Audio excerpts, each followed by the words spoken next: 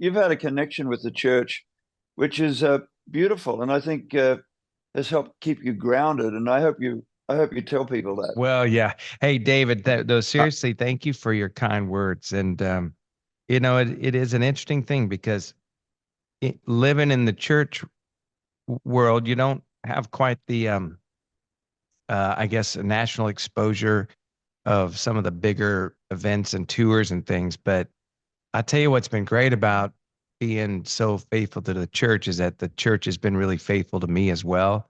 And even though I wouldn't be classified as a mainstream artist, it has been a wonderful way to make a living and also encourage the body at the same time. So I appreciate your kind words. I honestly didn't even know you knew who I was. So I'm really? Oh, I'm no, honored. So I'm thank you. I kind of I'm a I'm a lover of sharing the hope in Jesus, and whenever I see somebody do that consistently for a long time, because what happens, our industry is so hard on people that a lot of people fall over in the process, or and particularly females. You know, you look at the tragedy of Christian music. Most of our women are either jaded, cynical, divorced, or gay. You know, and you well, anyway, Oh, weird. um, You can't be too active. I can't move around. Sorry, and so it's I, I'm uh, I'm challenged by the and I think there's some male chauvinism in the music business where Mm. we bring these girls in, they're passionate about Jesus, and then they come to Nashville, they get signed up by one of the big labels, and they realize that it's all transactional, it's all commercial, and it just knocks them Mm. over. And I Hmm. think, you know, Charles, you and I probably have a responsibility to encourage those young ladies and help them stay true. And I think one of the challenges for me here in Nashville is we work some of our artists so Mm, hard that then they can't be Hmm. in church on Sunday. mm. And then you're away from church for a couple of months, you get out of the habit, you come back home, oh, I just want to stay home Well, and I catch think up on another sleep. thing, a lot of people, and you've seen it in a lot of artists, except for a few, they've moved to come to they've grown up in a church environment, or they're worship A leaders in their supportive church one, yeah. environment, or they're Yeah. supported in their local communities. Then they move to Nashville and lose that community, and then Nashville is so business oriented that then they find themselves losing themselves. I think the amazing artists that have not done that is Casting Crowns has to be, the top and peak, Right. Yeah, as well as Big Daddy Weave. They never yeah, left their community, yeah. and they recognized the strength of their community and that they weren't prepared to compromise. And Hmm. I mean, those are longevity artists who have stayed strong to the core, and I think it's highly commendable of them. Yeah. Well, and that's one thing that I was finding a hard time balancing was living in the industry and at the same time being involved in a local church. Uh, and so when I left New Song a long time ago, I just felt compelled to go back to the local church because it was just easier for me, honestly, as far as maintaining a balance and a direction, which is why I look at what you guys are doing and Casting Crowns and Big Daddy Weave and some others. And it's a beautiful thing because you have figured out a way to somehow live in the midst of a touring, commercially driven industry. And at the same time, there's faithfulness, there's realness, there's authenticity. And of course, you were just at Liberty on Friday, and I was not able to be there, but I don't know if you were with them or not. But No, it wasn't. No. King and Country was there, and we're big fans of you here at Liberty because of the authenticity, and I really do believe it comes from not only being grounded in a family that loves God, but you guys have stayed true to the local church body, and it's a beautiful thing. Well, let me tell you something about being at Liberty. They came back to me afterwards and said, probably the best. They've done a lot at Liberty over the years. They said it was probably the connection there was the strongest they can ever remember. And I will tell you something about last night. They had the premiere here in Nashville. And The Unsung Hero premiere. Yeah, the movie, and it's a bit surreal for Helen and I because it's particularly her story and it's our story. Okay, our story. But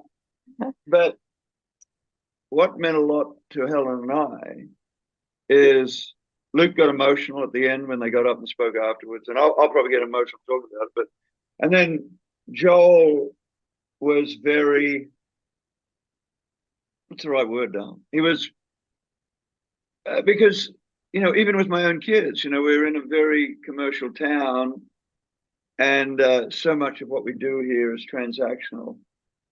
But it meant a lot to this old man that at a critical moment in time, they had about 1,500 there. Lionsgate said it's their biggest premiere they've ever had, and they're a mainstream operation out of Hollywood. And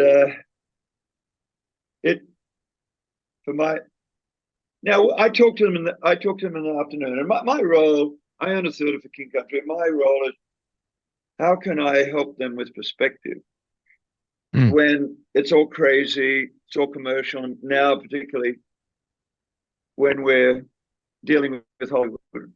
And were you on that call? I think you're on the call, and we're in the car. And I probably because of my vintage, 14, I said, just make sure when you speak tonight, the main thing is the main thing.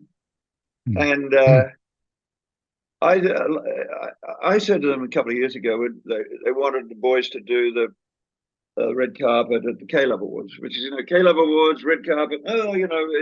And red carpet's pretentious for me. I said to them, I don't support doing the red carpet. And this is an interesting story. And so I didn't have anything to do with it, but they decided there's probably 1,000 people there watching the red carpet. They went up the line and shook hands and greeted all the people there. The next day on social media, people were writing in and said, "Hey, thanks so much for coming and saying hello to us." All the other artists drove past in their golf carts. And I just thought, what and yet it's a fan awards. Like if they didn't have the fans there, there would be no awards show. So there's no award. Exactly. Yeah. Well, anyway, we could go on and on. You guys got lots to do. I love the background there. I love those doors. Where are you guys? Oh, thanks. This is my barn. I have some acreage out here near Lynchburg, and this is the barn where we sometimes we'll do. Barn is a deceitful please understand, word. Adam, tell him really what you call this place. I mean, it's the man cave barn if the man cave was engineered by Prada. That's not true. But David, I like to golf, so there's my little golf simulator right behind us over there and that kind of stuff. Wow. But so it is a man cave barn. Yeah, it's a man cave. It's a man barn, whatever. But well, you know what? Ask us where we are. Is this your? Where are you, in a studio? We're in a studio, but we've got. It used to be our. This is our multi-purpose room. And I think at one stage it was probably a barn as well. But now one of the guys in We the Kingdom, Andrew, lives with us, and this is his studio. So this is his drum studio. It's a drum studio. He got given a grand piano right behind him. So that's where we are. That's where we are today. Nice. I love it. We love having him here. He's the guy who came up with. He's the only non-family member in We the Kingdom. We the Kingdom. He came up with the name We the Kingdom, and it's just worked with Ed Cash for a long time, and we just love. We're always waiting. Oh, now he's starting to make money. He's going to leave the farm and all that. But we'll be sad when he leaves, and we love. He's been here 9 years, so it's like he's like a member of our. He is family. Yeah. Wow. He is. Well, we're big fans of We the Kingdom, and we're also big fans of King and Country, and big fans of Rebecca. Honestly, the whole Smallbone family. Your history, what got you here, the story. Listen, I got to be honest with you. It's one of the best movie trailers I've ever seen. Yeah. It really does a wonderful job of drawing you into the story that we're all going to see when this movie is released. Tell us about where, I mean, you know, we're all familiar with your music, all the number one hits, all the things, but like whose idea was it to tell the story Yeah. with a movie? It was actually our son Mama? Luke's. Yeah, Mama's Okay, going to Luke. answer Yeah. this one. So it was Luke's it was Luke's idea. So Luke does the Compassion spiel at the concerts, and Compassion is, you know, a child sponsorship organization, and he talks about our story and say if people in the church had not surrounded us when we first came to America, when we had nothing, we were even living in a home that had no furniture, we had no car. If the church hadn't have supported us, we couldn't have stayed, we would have gone home. And he basically says, and I wouldn't be here today if that had have taken place. And the significance in the story and even in Compassion is how each of us can change another's lives. You know, like our contribution and being sensitive to the Holy Spirit enables us to be able to support another, whether it be through an organization like Compassion or whether it be just in your local community. And so Luke had a number of people come up and say, wow, that story is just so powerful. You need to write a book. And he jokingly says they were homeschooled, so the book's too hard. But I think a movie is much harder than a book. Trust me on that one. But anyway, he said, I think we should make a movie. So he went to a producer, a friend of his, and asked him, would you be interested in helping us make this movie? And the dude said, yeah, I think it's a great idea. And that prompted, you know, and I think that was about 4 years ago. They started working on it 2 years ago. And offered a $6 million budget, which is a higher budget than a lot of Christian movies have. And so that was the yeah. We ended up not going with that film company. We ended up going with another film company, but that's another story. That got it started. Yep. You know, his saying yes got the whole process started. But so it really is Luke's. I mean, Luke came up with the idea. Luke was pushing it through in the early days. And then once the script started being written, it really was Joel who took up the project. And this has been Joel's baby for the last 2 years. How did you guys put your mark on it? Because I'm telling you, it's really interesting how it starts with the two of you. I mean, this is your story. It's not the kid's story. It's your story. Well, we purposefully removed ourselves from being too involved. They sent us a script. I think we filmed in, was it October? Year before last. They sent us a script a month before. I'm a pretty strong-willed guy, Charles. You don't know that about me, but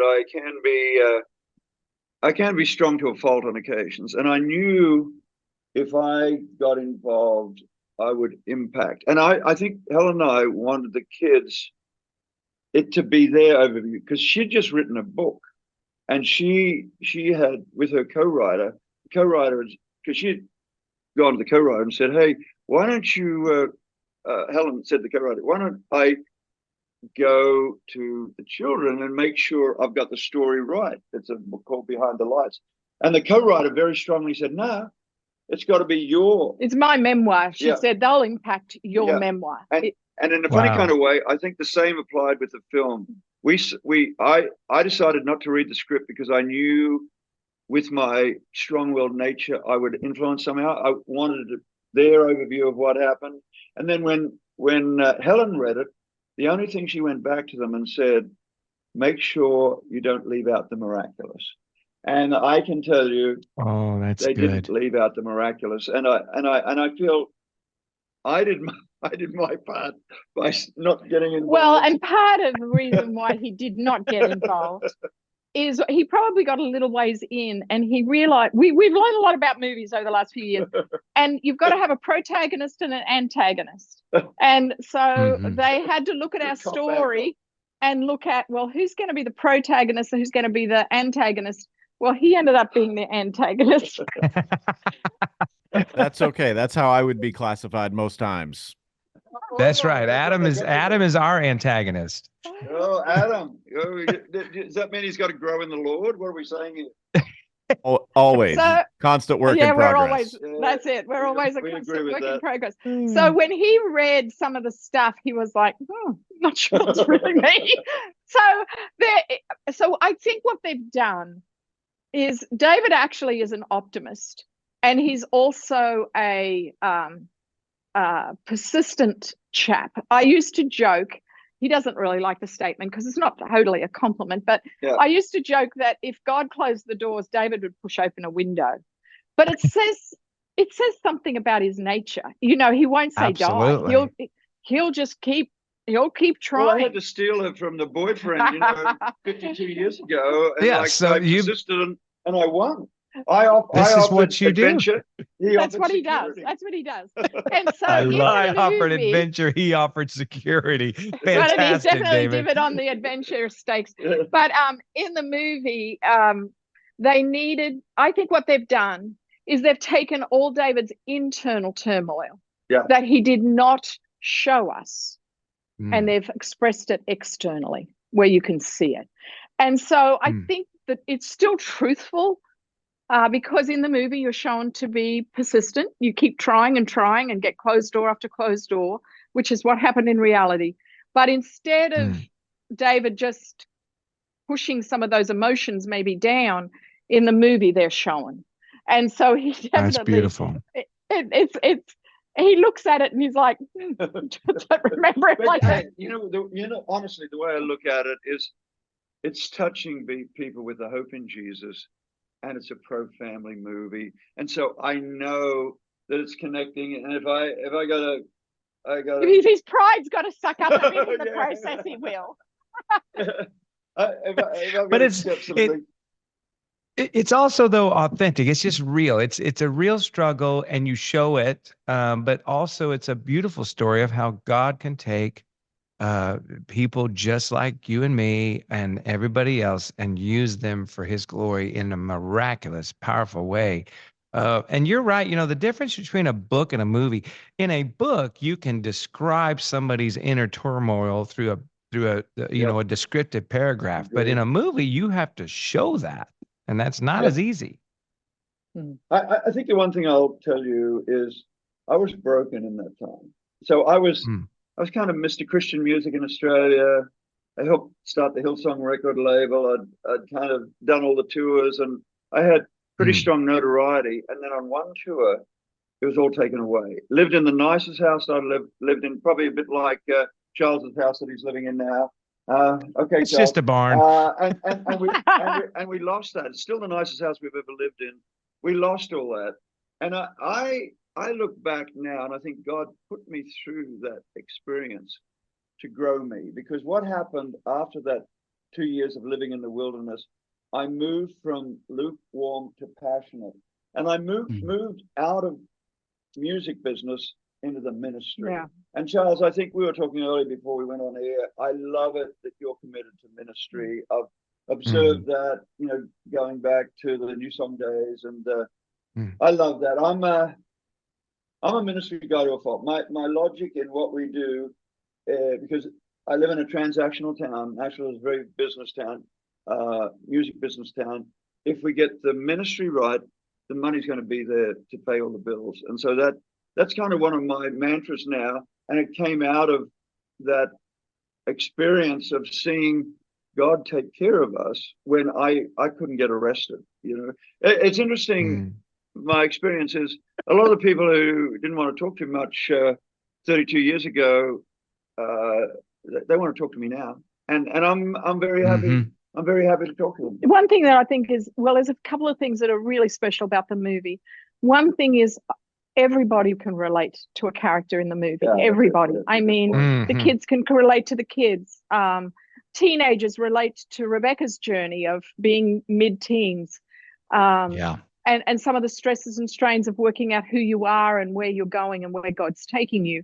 A lot of people relate to David because failure is often in every single one of our lives. There's a period where you lose everything, either by business reversal, losing a job, changing careers, and you've got to start again. They relate to the feeling of brokenness. Some men relate to the feeling of, I'm not a good provider. So there's elements of where people are relating to David. There's elements where they're relating to me, supporting a husband going through a reversal, going through a hard time, and then loving the family well, being positive in a fairly down time, and looking to the future when you don't even know what the future is. And then there's the whole family element. Like, we've got some people who are going home and saying, last night at the premiere, I had a friend come up and say, oh, the movie touched me deeply. I'm going to go home and spend more time with my kids. David's had another person who said, I'm going to go home and love my family better. That's our hope for the movie, is that people see a family struggle and see how God leads us through it to the other side. And he's taken us beyond, with the kids, with Rebecca's career, with the King Country's career, anything we could ask or imagine. Like, it's beyond our belief that he could do what he's done. But just even the story of failure, hard times, struggle, and coming through because you're doing it with God together, I think is going to impact a lot of people. Absolutely, it will. Okay, so as a persistent optimist, David, I like yes, David. having gone through the season of failure, the season of success, and also seeing the underbelly of the industry and some of the cynicism that can come from being in it, what would be like 2 or 3 nuggets that you say you used those different seasons to stay positive and not end up on the cynical side of faith? When you see God move miraculously, what was interesting, I've had a wonderful life.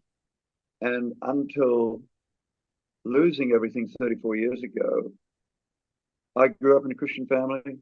Helen grew up in a Christian family. I'd worked mainstream radio, mainstream TV, mainstream record label. I'd lived a full life. But in a funny kind of way, because I had such wonderful parents, I took it for granted. I had wonderful parents. I married a wonderful lady. And even that story is miraculous. And so, I've been given so much. And I think I took it for granted. And then I budget to do 25,000 on this tour, only 15,000 turn up. So I'm down $250,000. I lose everything. And I now look back and I think God's plan was for the old bloke, the old Smallbone bloke, to get more serious about him. Oh, I've got to get his attention. He got my attention. And I come over here.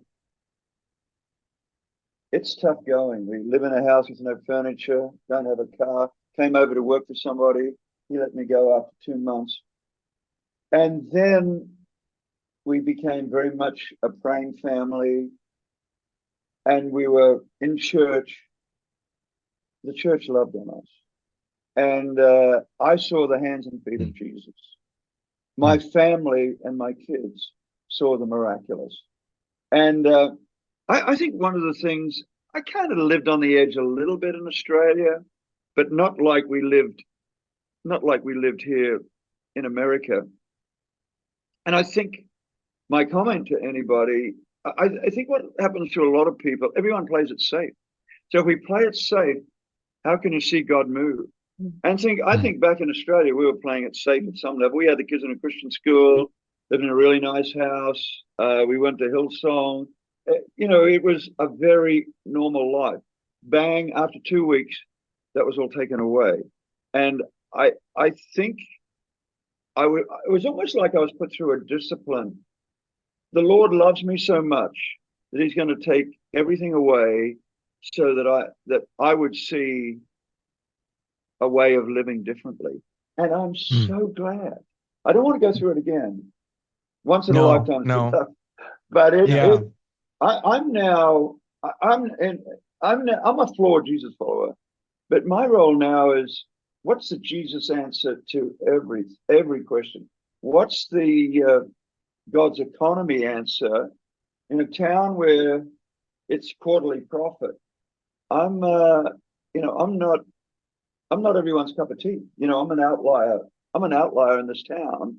But part of it is I've experienced things that not everyone experiences. But my encouragement to anybody now is live on the edge, because that's when you'll see a miracle. I think it's out of James.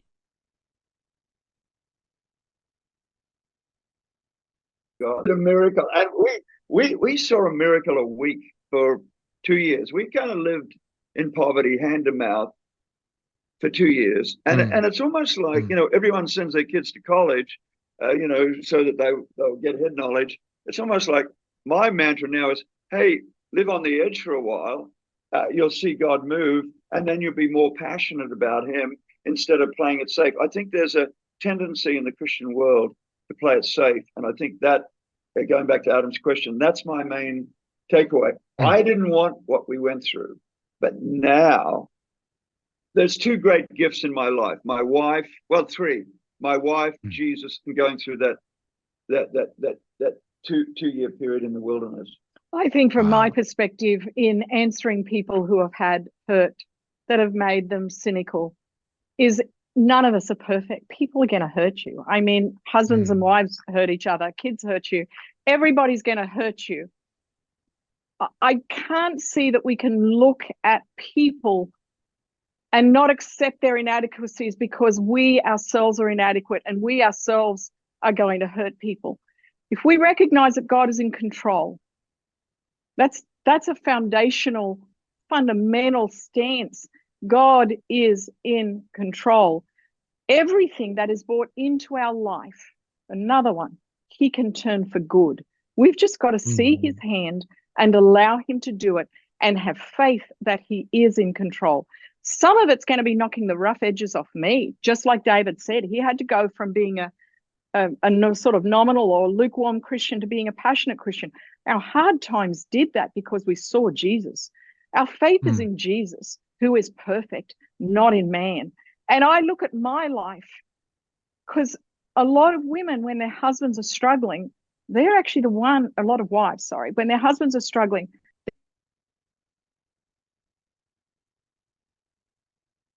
one who kicked me ass. They're the ones who can't stand the journey that they're going through, or looking to their husbands to rescue from this, or blaming their husbands that they're into this situation. I just can't see that that is helpful in any scenario. If I hadn't have looked to God in that hard time and said, God, where are you? We need you on this journey, downright need you. He turns up. It changes my heart. I know he has us where we are for a reason. So then I'm looking for the fruit that's coming from that. I'm knowing that he's got us there. I don't know where he's leading us. I've got no idea. But I just supported David through those hard times. If I hadn't, he's very open about saying he would have had a nervous breakdown. He couldn't have handled it. My mum had one at exactly the same age. So I think maybe there's a message for ladies who are listening. If your husband's doing it tough, be very careful about being critical, because I was holding on by a thread at that time, and Helen was very, very supportive, and it made our marriage stronger. Like those hard times. Most of my friends have been unsuccessful in love, and Helen staying with me through that time, supporting me. The two biggest growth spurts in my life. I read a book 10 years into marriage by Larry Crabb called Inside Out, and had a chapter on unconditional love. Started loving Helen unconditionally instead of conditionally, and overnight my marriage went from good to great. And then 5 years after that, we lose everything. So I really had two growth spurts, and I look back, I'm very thankful for both of them. Wow. Growth spurts is an understatement for you and your entire family. You folks are an incredible inspiration to all of us, mainly because you represent everybody listening to this podcast who's walked through a valley, walked through difficult days. And you know what? Eventually that becomes every one of us.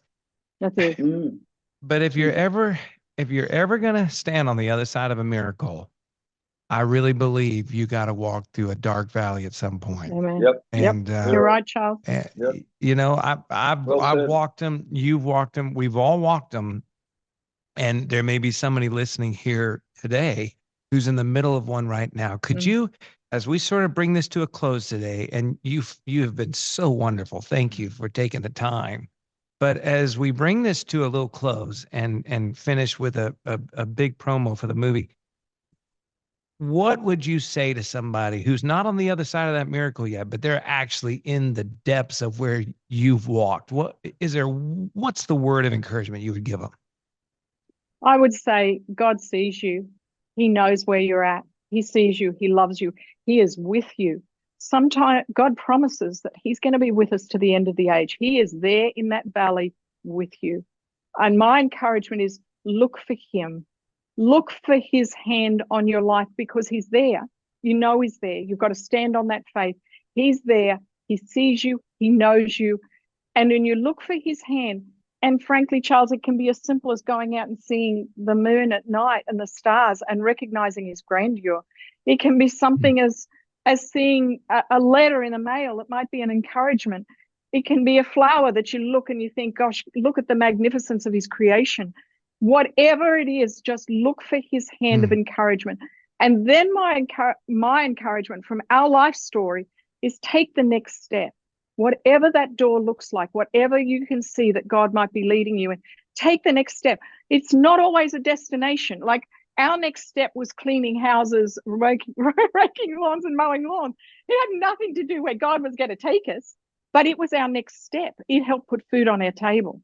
And in that way, we built relationships. We learned how to work together. As a family, we still work together. And it came from that simple time of having worked mowing lawns, cleaning homes, babysitting, I say they're all the jobs that Americans don't like to do. But that was our next step. And God used that to form friendships that have been lifelong. He used that to teach us how to rely on each other, to love each other better. He used that to teach us how to work hard and to work together and to give each other grace when we want to bash each other over the head. You know, he's always in everything that we do. And when you take that next step, you know his presence is with you and you know he's leading you. You may not see where, but you know he's there. And I think practically pray fervently. Yeah. Our kids learned to pray. I still remember Joel at 8 praying fervently, Lord. And to this day, that was 31 years ago, his prayer resonates with me. And the other one is be in church. You know, here in Music City, not all our artists are in church, and then they wonder why they're a bit discouraged. There's something about church being in community, being fed with good food. It's beautiful, and so I'm a lover of the church. I love it that you've been committed to the church, Charles, all your life. It encourages me, and I say to my friends who are not in church, hey, you're making a mistake. It's going to hurt you, and it shows up. You know, whenever someone's not in church, you'll see in their actions that something's missing. So I think prayer and church would be two very important principles. And you know what? It's reflected in the lives of your kids.